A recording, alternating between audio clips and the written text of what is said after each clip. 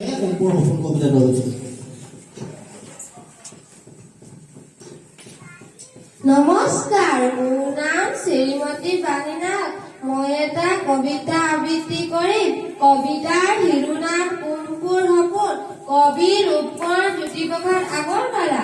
মা, মই সপোনত দেখিলো দুটা পুতুল পোৱালি আৰু দুজনী নাক জিলিকাই চকু টেলেকাই টিলিকা টিলিকা পিলিকা পিলিকা যখিনী ছোৱালী। এটা কলা এটা বগা নাঙল পিঙত ভূত কথা পাতে টাকুট টাকুট কুট।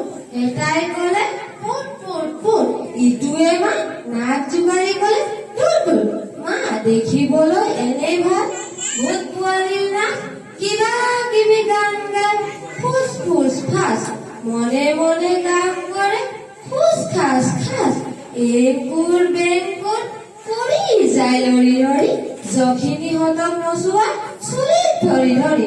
যখিনীহঁতে নেপেলালে একেলগে ভৰি। চৰ খোৱা যখিনীয়ে নাচে কঁকাল ভঙি। কুটুক কুটুক কুটুক কৰি ভূত পোৱালীয়ে জাপ মাৰি ভেগুৰা ভেগুৰি গৈ নাচে ঠেংটো দাগি দাগি। মা, তই যে ক ভূতে বোলে লৰা ধৰি খায়।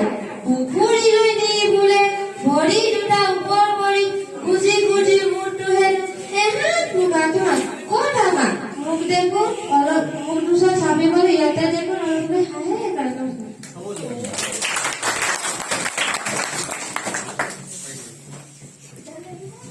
বাণী নায়কলৈ ধন্যবাদ জ্ঞাপন কৰিছো।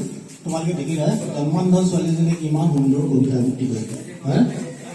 অৱশ্যে কবিতাটোৰ নামটো